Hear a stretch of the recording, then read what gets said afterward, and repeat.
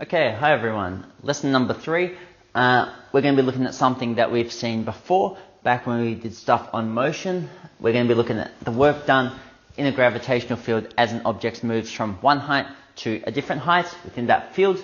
We're going to be looking at these force distance or force displacement graphs that we looked at back when we did motion. We were looking at how when we find the area under one of these graphs, that's going to give us the work done on an object as it moves from one point to another. So when we use one of these, we're going to start at one distance from the Earth's, center in this case, could be the Earth's surface, but in this case it's the Earth's center.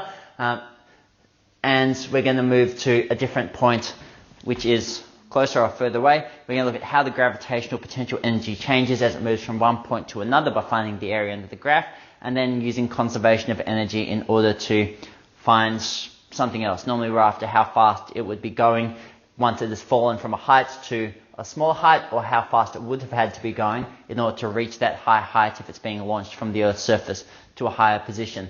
So that's the kind of stuff that you should be familiar with, finding the areas under these graphs. We're going to be drawing up a grid, finding the number of squares, find the area of each square, timesing those two things together, getting the total area under the graph. This is stuff that you should be familiar with from our last topic. So to help illustrate how this works, I'm going to go through an example. I've got a 5 kilogram mass falls to the Earth's surface from a height of 2,600 kilometers. How fast is it moving when it hits the Earth's surface? Now, the number 2,600 is something that I very carefully selected. So I want to find the distance of the object from the center of the Earth, because that's what I've got along my horizontal. I know it's 2,600 kilometers above the surface of the Earth. This is going to go back to what we were doing last time, that when something's above the surface of the Earth, to get its distance to the center of the Earth, we take how far above the surface it is in meters, times that by 1,000 to get this value. That's how high it is above the surface. Add on the distance from the center of the Earth to its surface, which is that, and then that comes out as 9 times 10 to the 6 meters. So I picked this number specifically because if I added it on to the distance to the Earth's center, it would get me 9 times 10 to the 6 meters, because I want this to be my starting point when I do this example. So it starts out at a height of here, and it ends up at the Earth's surface, which, like you've seen in previous lessons, it's going to be 6.4 times 10 to the 6 meters from the center of the Earth. That's why I've got that point specifically marked on so I can see where it's going to be ending. So for a question like this, just a bit of a side note, it's tempting to say, well, we know how high it is above the Earth's surface, we know its mass, couldn't we take a shortcut and just do e.g. gravitational potential energy equals mgh, your basic equation for gravitational potential energy, because you know how high above the Earth's surface it is, you know what its mass is. What's wrong with using this equation for this question? Well, the problem is that as we move to substantially higher distances above the Earth's surface, you know that the gravitational field strength is going to become weaker. So when we do calculations like this, when we did them as part of the motion topic, we assumed that g was a constant value. But in these questions, it's not going to be constant. So we can't just plug it in and say it's 9.8 or something like that. We can't use this equation just because we're moving over such large distances that the gravitational field strength won't remain constant. So this equation, it's not an approach that we can use when we do a question like this. So what we're going to do is we're going to do an approach like you've seen before. I've got this here.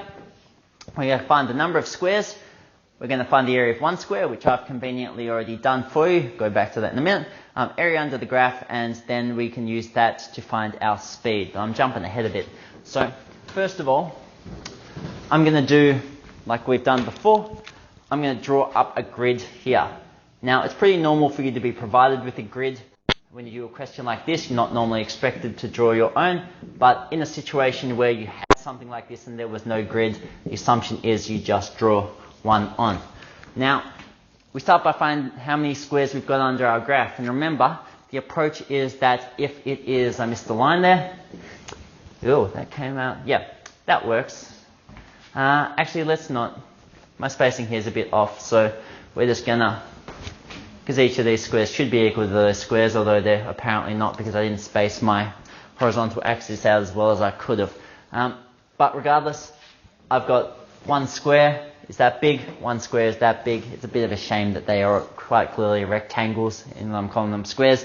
And it's a shame that these ones are bigger than those ones when they should in fact be equal.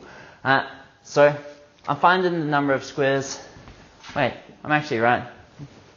Am I right? I have to consider these squares separately to those other ones. I've just realized that I've made this question kind of tough. But I want to find, first of all, I've got one square there. I've got two squares there. These two squares, I say that they're squares. Each one's, well, this one's a full one. This one's more than half of one, so I'm going to count that one. This one's less than half. Less than half of this area, this box, is under the graph. So because of that, I'm not going to count this one. I'm going to ignore it. So I've got those two squares there.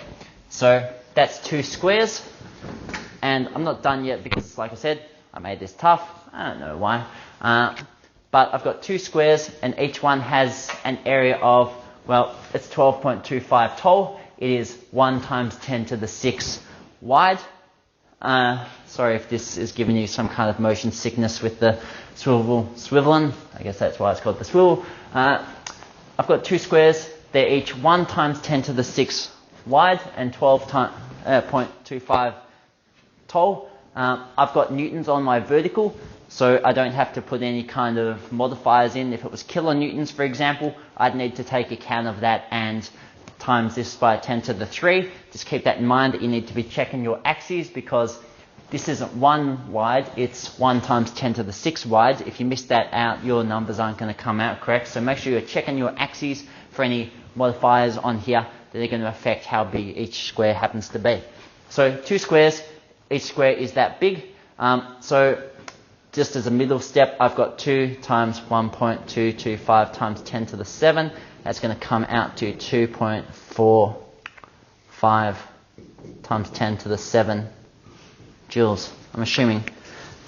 But the reason I made this hard for myself is because each one of these is 1 wide. These ones here are only going to be 0.6 times 10 to the 6 wide. So really shot myself in the foot there. I should have just started here and ended up there, but life goes on. So we've got 1, 2, let's call that a third square. Now we've got 3 extra squares from there. So I'm going to just, this is going to be messy, but you'll live. 3 squares, each one is 12.25 tall again. Each one is 0.6 times 10 to the 6 wide. I'm going to have to grab a calculator because I don't want to restart this video. I've already restarted it once and I just don't, there's only so much time in the day. So anyway, you do that and you get out, and I just want to simplify that. So times 10 to the negative 7, beautiful. You get 2.205 times 10 to the 7 joules. Okay, so I just split that up like that because it seemed like the most logical way to do it. My total area under my graph is going to be the sum of these two bits. Like I said, it'd be nice if I could have just gone 1, 2, 3, 4, 5, if they'd all had the same area. Unfortunately, they didn't, so unfortunately I just had to do it in a slightly different way. So, I add my areas together. 2.45 plus 2.2205, and that's going to get me out 4.655 times 10 to the 7 joules. That's my area under my graph. I need to take a drink, and some of these times, you can always put the video on double speed during the boring bits if you want to. I will never know, so, your call. Anyway, I know the area under my graph. It comes out to this much. I had a thought and I've lost it. Anyway, I'm going to find my speed now because I know that it has lost this much gravitational potential energy in moving from here down to there. That gravitational potential energy has been converted into kinetic energy. Like I said, we're going to ignore friction, dissipating energy, heat losses due to air resistance, all that stuff. I'm just going to assume it starts up high, it falls down, it has the same speed, energy at the end that it did at the start, and I'm also going to assume that it started at a speed of 0. Normally the question would say something like that, it starts at a speed of 0. Otherwise, you'd just be adding on extra kinetic energy to it, and you'd get out a larger number than I'm going to get. It doesn't say starting at 0, and I should have written it up, but I guess it kind of assumes that, because otherwise you can't really answer the question. So, starting at the speed of 0, it's going to gain this much kinetic energy. All its gravitational potential energy is being converted into the kinetic energy. When it hits the Earth's surface, it's lost all its gravitational potential energy. When it's got down to this point, it has none of that gravitational potential energy left. So we're going to assume it's all gone into the kinetic energy. So we know that the kinetic energy is going to be 4.655 times 10 to the 7 joules. This is our equation for kinetic energy. I've rearranged it in order to get the speed on its own. And now I'm just going to plug in the numbers that I've got. So the square root of 2 times 4.655 times 10 to the 7 divided by 5. I'm going to grab my calculator. And I know that these are kind of, well, maybe it gives you a, if you're feeling nostalgic for the days when you're in the classroom, this will remind you of those times when I just stand up the front on the calculator and do calculations when I probably should have prepared them beforehand, but I don't know, maybe you get a kick out of it. So this comes out as 4,315 meters per second. That's going to be the speed at which it hits the ground. Obviously it's not going to be going as fast. Obviously it's probably going to fall apart because of all the heat and stuff in a real life situation. But using a simple conservation of energy type situation, this is what speed it's going to be moving at when it hits the ground. So that's how you work through a question like that. You use the graph and find the area under it in order to find the change in the gravitational potential energy. You figure out what kinetic energy, or would have to gain that much kinetic energy, and just use the equation for kinetic energy to find the speed that it would be moving at the end. So that's a question like that. A different question, and I'm not going to go through this because again it's something that we've already done in our last topic, so I'm just going to provide a quick refresher. On the horizontal I've got distance from the center of the Earth. On the vertical I've got the force, the gravitational force that's going to be acting on it. I probably could have written up gravitational force on it, just to make it a bit clearer. That's a bit of a mistake, but the other type of situation that we looked at when we did these in our last area of study was that instead of having force on the vertical, we had gravitational field strength. So instead of force in newtons, we had gravitational field strength with units of newtons per kilogram. And when that was the case, the process was pretty much entirely the same. Find the area under the graph by doing number of squares times the area of one square. But the only difference was that at the end of those calculations, when we did this graph, we got energy in joules from this. If gravitational field strength was on the vertical instead, what we'd get out would be joules per kilogram. So we'd know how many joules of energy, of gravitational energy it lost per kilogram of mass. We'd then have to multiply that by the mass of the object itself to get the change in gravitational potential energy, rather than just going straight to the answer and getting joules from that. So just keep that in mind. You're going to see questions when you do these examples, your exercises, that have gravitational field strength on the vertical rather than force.